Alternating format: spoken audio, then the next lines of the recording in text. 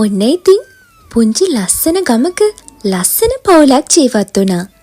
මේ පවුලේ අම්මයි තාත්තයි පුංචි දුවයි පුතයි තමයි ජීවත් වුනේ.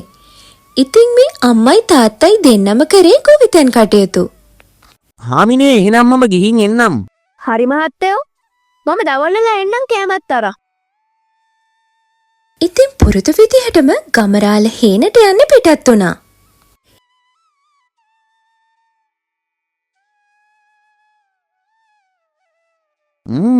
මේ පාර අස්වැන්න නම් හොඳටම තියෙනවා. මේ පාර අස්වැන්නෙන් හොඳ මුදලක් හොයා ගන්න පුළුවන්.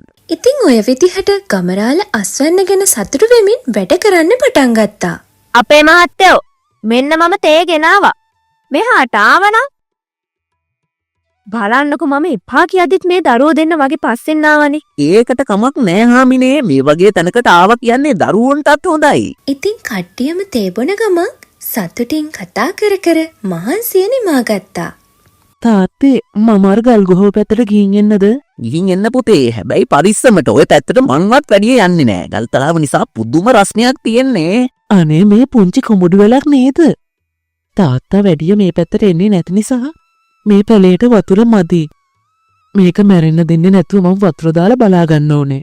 ඉතින් මේ පුංචි පුතා අර වතුර නැතුව මැරෙන්න ගිය කොමුඩු වැලට වතුර දාලා වැල මැරෙන්න නොදී බලා ගන්නවා.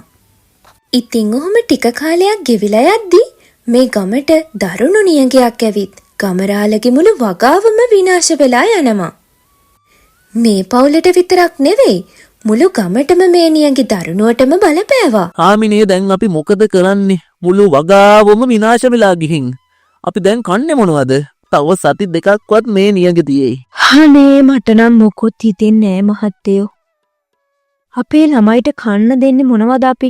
හාමිනේ මම හේන පැත්තට ගිහින් එන්නම්. ඉතුරුන මොකක් හරි දෙයක් තියනවද බලලා එන්නම්කෝ. ඉතින් ගමරාල එහෙම හිතාගෙන හේනට ගිහින් බලනකොට ගමරාලට පුදුම හිතෙන දෙයක් බලා ගන්න ලැබෙනවා. මොනවා?